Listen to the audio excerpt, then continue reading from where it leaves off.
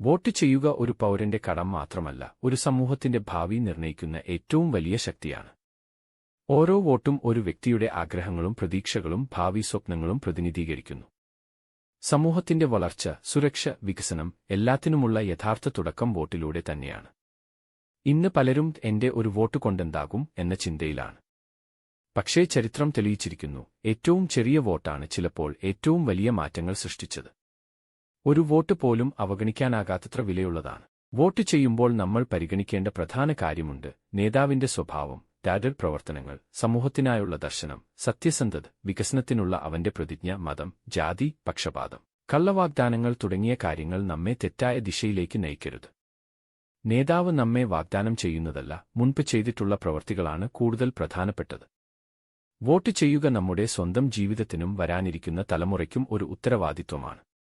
നമ്മൾ നടത്തുന്ന ഒരു വോട്ട് നല്ല റോഡുകൾക്ക്, നല്ല വിദ്യാഭ്യാസത്തിന്, നല്ല ആരോഗ്യ പരിരക്ഷയ്ക്ക്, സുരക്ഷയ്ക്കും നീതിക്കും, ഒരു മെച്ചപ്പെട്ട സമൂഹത്തിനും വഴിയൊരുക്കുന്നു. നല്ല നേതാക്കളെ ആഗ്രഹിക്കുന്നുവെങ്കിൽ ആദ്യം നല്ല വോട്ടർമാരാകണം. ഈ വാക്കുകൾ നമ്മെ ഓർമ്മപ്പെടുത്തുന്നത് മാറ്റം പുറത്തുനിന്നല്ല, നമ്മിൽ നിന്നും തന്നെ തുടങ്ങണം എന്നതാണ്. വോട്ട് ചെയ്യാത്ത ഒരാൾക്ക് ശേഷം പരാതി പറയാൻ എത്രയോ കുറവ് അവകാശമാണ്. അതുകൊണ്ട് വോട്ട് ചെയ്യുക, കാരണം നാളെ എന്നത് ഇന്ന് നമ്മൾ എടുക്കുന്ന തീരുമാനങ്ങളിൽ നിന്നാണ് വളരുന്നത്. നമ്മുടെ ശബ്ദം ഒരു വിരലയാളത്തിൽ ഒതുങ്ങരുത്, അത് വോട്ടുപെട്ടിയിൽ രേഖപ്പെടുത്തണം. ദേശവും ഭാവിയും സമൂഹവും നന്മയിലേക്ക് നയിക്കാൻ ഓരോരുത്തരും സ്വന്തം വോട്ട് ഉത്തരവാദിത്വത്തോടെ രജിസ്റ്റർ ചെയ്യട്ടെ. ഇതാണ് ഒരു പൗരന്റെ യഥാർത്ഥ ശക്തി. വോട്ട് ചെയ്യുക വളരെ വലിയ ഒരു ഉത്തരവാദിത്തമാണ്. എന്നാൽ ഇവിടെ അവസാനിക്കുന്നില്ല. വോട്ട് ചെയ്തുവെന്ന് പറഞ്ഞ് മൗനം പാലിക്കുന്നത് ശരിയല്ല. വോട്ട് ചെയ്തതിനു ശേഷം നമ്മൾ ആലോചിക്കേണ്ടതും വിലയിരുത്തേണ്ടതും അത്രയും തന്നെ പ്രധാനമാണ്. നമ്മൾ ഏതു വ്യക്തിയെയാണ് തിരഞ്ഞെടുക്കിയത്? അവൻ നമ്മുടെ പ്രതീക്ഷകൾക്കു അനുയോജ്യനായവനോ? അവന്റെ മുൻ പ്രവർത്തനങ്ങൾ ശരിയായിരുന്നോ? സമൂഹത്തിന്റെ ഭാവിക്ക് അവൻ യഥാർത്ഥത്തിൽ അനുയോജ്യനോ? ഇവയെല്ലാം വോട്ട് ചെയ്തതിനു ശേഷവും ഞങ്ങൾ തന്നെ പരിശോധിക്കണം.